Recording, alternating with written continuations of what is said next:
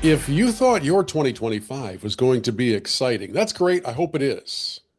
But I will see your excitement and raise you a Gary Williams because in early January, the launch of a brand new live show on Golf Channel kicks off with 5 clubs hosted by Gary Williams Monday through Wednesday mornings at 8 a.m.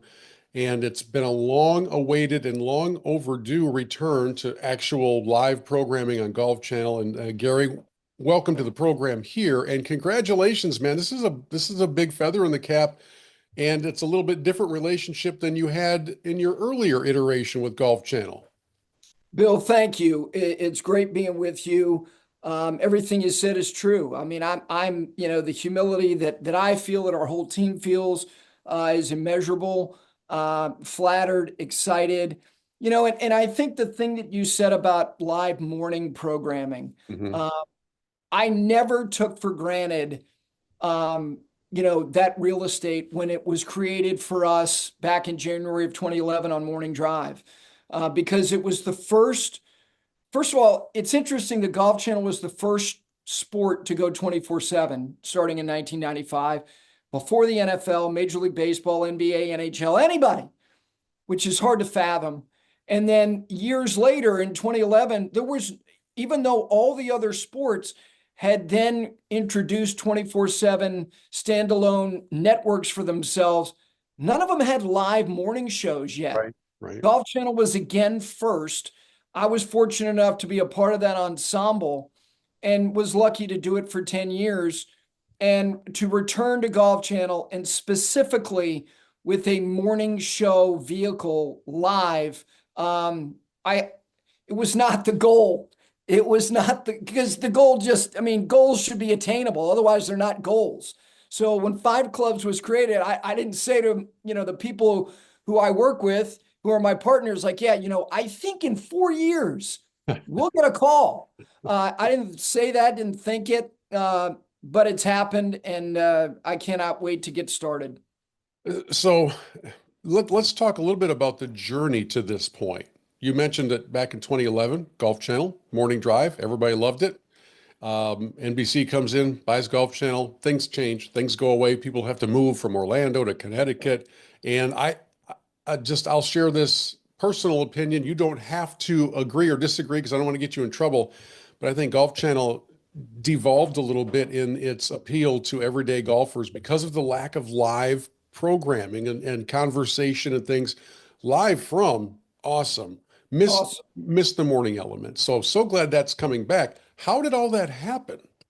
Yeah, Bill, first of all, I share your sentiments, and whether it's Golf Channel or anybody else, I have been a consumer, like I know you have, of all sports my whole life. Yeah. And it wasn't just the performance, it was how it was being presented to me. I've always taken a really keen interest in, my God, that guy's really good. Whether it was Brent Musburger doing the NFL Today in 1981, or Chris Fowler, having 11 plates in the air doing game day in front of 50,000 people. I love seeing the execution of television, but I also am very curious about programming. And when you give an audience something and then they become accustomed to it and then you take it from them, that's not easy. Yeah. And that's what happened. And so, to your question, which was how did this happen? Tom Knapp, who's the executive vice president of programming for Golf Channel, who I have worked with, obviously in the 10 years that I was at Golf Channel, called me in the latter part of April. It was a couple weeks after the Masters. And we would see each other periodically. We're not in touch on a regular basis. And he said to me, you can answer this any way you want, but how would you feel about 5 clubs being the morning show on Golf Channel in January of 2025? And I'm like, can I pull over? Because either you're punking me, Mm. or I'm not prepared. I'm not prepared to feel that question because it's overwhelming to think about that being a reality, let alone a possibility. And so it began there, and it began as a great dialogue and trying to understand, like, how many days, Is it going to be live? Is it not going to be live? Um, point of origination, which I was not going to move to Connecticut. They were not going to move me into Connecticut. The fact that it can be where I live, which is in Charlotte, and for us to be able to celebrate Charlotte as our home, to not feel like we're isolated from Golf Channel. There's going to be real collaboration, but I am the executive producer of the program. We have autonomy, but I want Golf Channel and I need them. They have amazing resources. They have great minds. I want the best opinions to me are the most informed opinions. And I will lean on those people to understand issues and things that are going on in the game. I know what I know, but I know what I don't. And that's a lot. So it started back in April. It's amazing. And by the way, being the EP, the executive producer, brings with it another layer, like a different silo, a different mental silo than being the host. When we started Michigan Golf Live a quarter of a century ago, I thought it was going to be super easy. We're just going to, and I'm not pretending to be on a national scale. You guys have so many other factors, and we're not a live show. We're producing 30-minute TV specials, and we have a little bit of time. As the executive producer, who's, I'll paint the picture of a dunk tank at the carnival. You're sitting on that little chair, and you used to be the guy who was able to throw the balls at the guy on the chair, and now you're on the chair. What have you learned just in this lead up? Again, I know some people will be watching this after Five Clubs has started on Golf Channel, but for those who are joining us here in a couple days coming in, before, what are you learning as an executive producer that maybe caught you off guard? It's a really good question. What I've learned is that it's affirmed that I have pretty good intuition, but intuition is one thing. What I'm already figuring out as it relates to not trying to jam the show up with too many kind of curated segments. I Mhm. don't want people to feel like every day, oh God, here's the first course, here's the second course. I want there to be elasticity to the show. Television doesn't allow that as much as radio does. Right. And that's why I've always loved radio. I've loved radio for the free flowing aspect of it, for what I think is a much more personal kind of like I get to know these people more so than on the television side. But constructing a show is a jigsaw puzzle. And every day you may feel like, you know what, you put the pieces in the right place. But guess what? It's kind of like when you get the puzzle done, you want to look at it. No, you don't. You throw it up in the air and then you do it again the next day. Right. And so you're almost simultaneously with three shows in a row on Monday, Tuesday, and Wednesday, constructing three different puzzles because you're trying to understand what's going on in the industry. And this will be an industry show. This will not be a professional recap show. Professional golf is a very important piece. It's a foundational piece, but we'll talk about everything in the industry. So how do you properly and with good timing put those pieces in place each day and also do something which is the greatest ambition of the program overall as an overarching theme, which is if you're investing in golf, we want you to believe that this program is going to satisfy what your investment is, whether it is the history of golf, whether it is the designing of golf courses, whether it is your interest in the professional game, men's or women's, whether you were interested in people who write about the game of golf, people who administer the game, the business of golf, golf development. All of those things are going to be talked about. I want this to feel like a community of voices. Yes, you'll see me every day, but it'll be people who will be joining me in studio via Zoom/video calls from all walks, but all have skin in the game of golf. Yeah, I was just going to say, you and I are connecting on Zoom right now and having this conversation. We can see each other in pretty well lit Yeah. and high quality interaction. It wasn't that long ago where this idea on a network broadcast would have been unthinkable, unheard of. Unthinkable. And if you'd have suggested it to a boss at a network, they would have thrown you out comically, like they grab the back of your belt and the back of your collar, and you'd see you tumbling out of the front doors of the building. Maybe it was the pandemic, maybe it was just technology's evolved, but now we can do these things and you don't have to have a bazillion-dollar studio surrounding you. You don't have to have an unlimited travel budget to fly guests in to have them on site every day, right? So is this all part of the equation as the executive producer?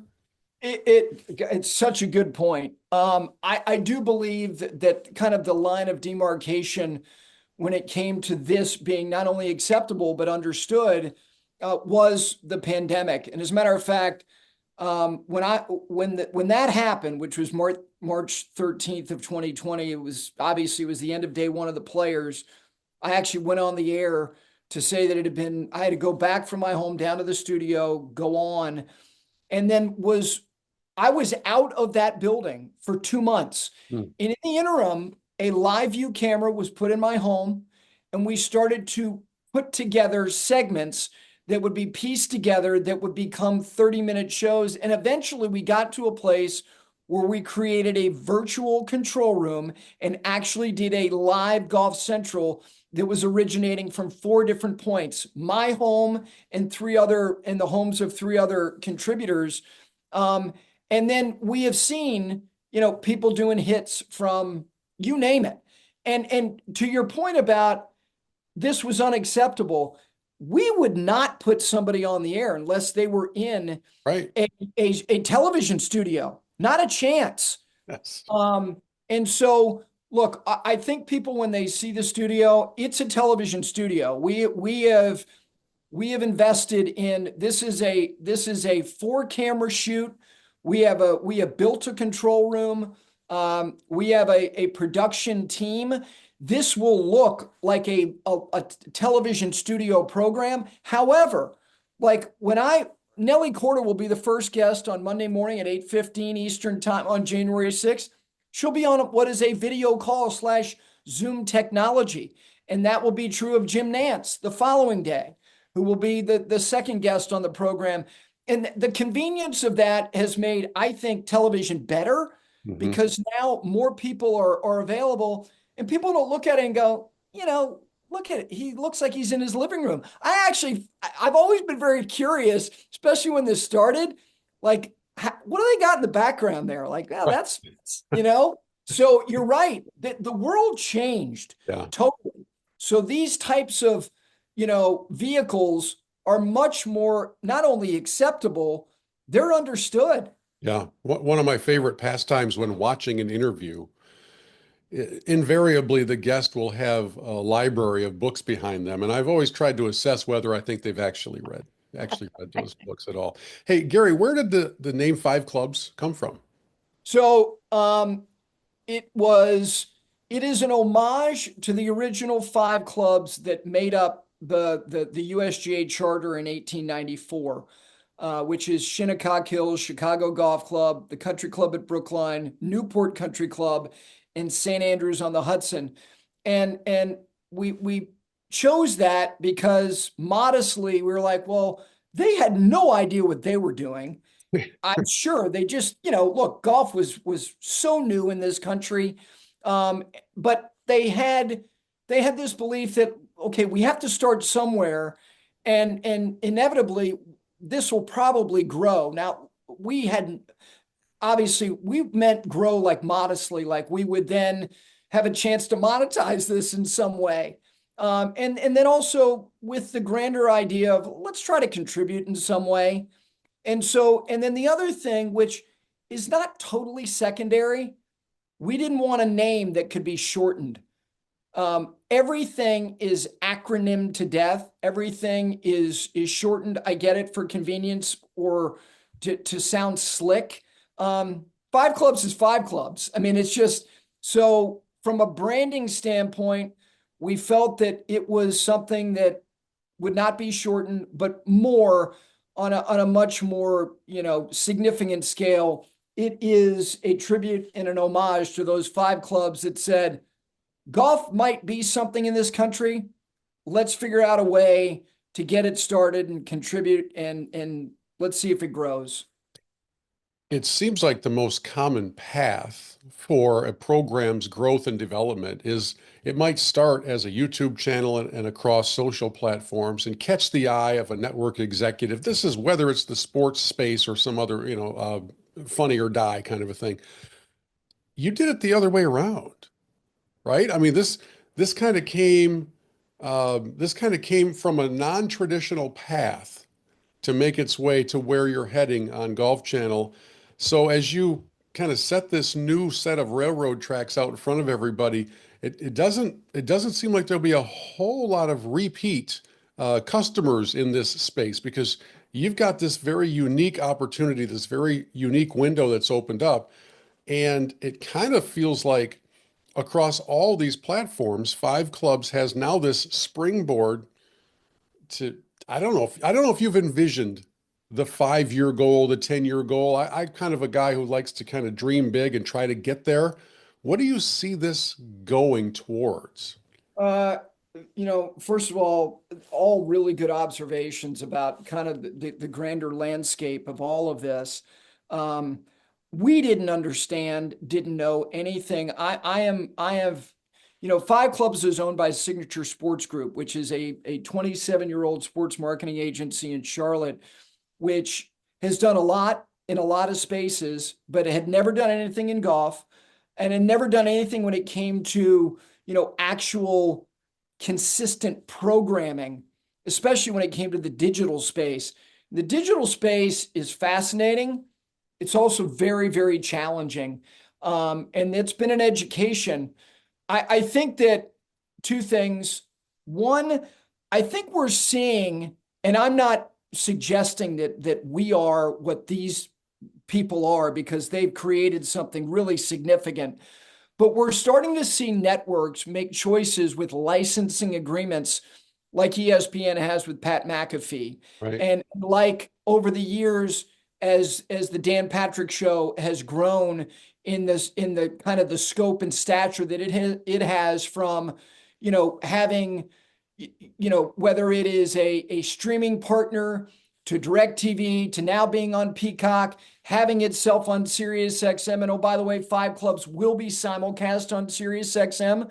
So the show will not only be seen on Golf Channel starting Monday, it will be on the PGA Tour Radio Network, which has never been done by any Golf Channel shows. So it'll be radio and television. And to your last point of in question about where is the 5 year kind of vision of things, that's the most exciting part. Like we look at the Golf Channel show as being, really home base.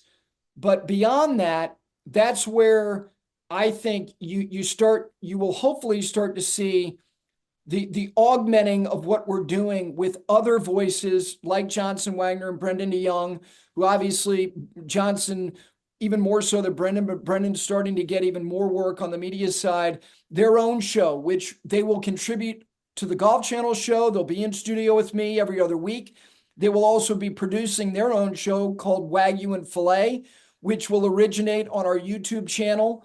And then other contributors that are part of our roster, we are working on vehicles for each of them. They will also be on the Golf Channel show periodically, but we want to build out a whole portfolio of offerings Mm. for the people who are part of our team so that you're not only getting the live show, but it's like, I want more of that person. Well, here it is. And it will be like an a la carte that you can go and choose to watch. And it's up to us to obviously, have the kind of sponsor support that the cadence is as regular as it can be. But that's what the 5 year plan is for this to become, really kind of a clearinghouse of people who are part of the team, but have their own autonomy to do what they want with their own programs. Wow. Okay, so I'm a believer that life often runs full circle. So I don't know when your last day was as a Golf Channel employee. I Mhm. will guess, you and I don't really know each other, so I will just guess that it wasn't a great day. You No, probably it wasn't. probably didn't feel like you were on top of the world. And we go full circle now back to where you're on Golf Channel Monday through Wednesday mornings at 8 o'clock. Do you ever, in this new role you have, Mhm. where the to-do list is to the roof. Have you had a moment to sit back and say, that's pretty amazing? I mean, I never thought I'd see this space again. They called me, and here we go. Bill, all the time, and it makes me very emotional, because it wasn't just a bad day. It was, it was as dark a day. Look, I was not healthy. And Golf Channel, I am the architect of the consequences that certainly came in my direction when I lost my job. And I have been somebody who's been living a life of recovery and understanding the challenges of being an alcoholic and the things that go with that on a day-to-day basis. And so, look, if that aspect of my life didn't exist, I know that I would still feel an immense level of humility that this has happened again, whatever the circumstances might have been that I left Golf Channel the first time were, but they were what they were. And they were at a time where there were a lot of people in my life that were at a loss because I was not well. And to be here with a clear mind and a full heart and to be impacted by the realization of what is getting ready to start for me again, with the unwavering support of all these people in my life who never let go of the rope. Um, Yeah, it's overwhelming. that's amazing. I promise I'm not going to deliver a sermon or take an offering, but I am a man of faith. And I do believe that the Lord has a way of opening doors that only He can open. And the prayer for wisdom is that we would all be wise enough to recognize when that's happening and to be thankful for it. And to understand that not every door that opens is the one I'm supposed to go through, but when the right one comes along, it's pretty darn cool, Gary. And it sounds like that's kind of the sweet spot that you're in right now. And I don't know. I'd like to think that every once in a while, good things can happen to good people. Because quite often we see the opposite, right? We're like, how in the world does this guy keep hitting home runs when he's as crooked as it gets and completely incompetent and all of that? I'm so glad to see something good happening to somebody who has stayed in the battle. Because when you got that call, or however it ended in round one, Yes. you could have curled up in a fetal position and never appeared again. And Bill, the truth is that, I did, because, when you lose something you love, I didn't need to lose it to know I loved it. Yeah.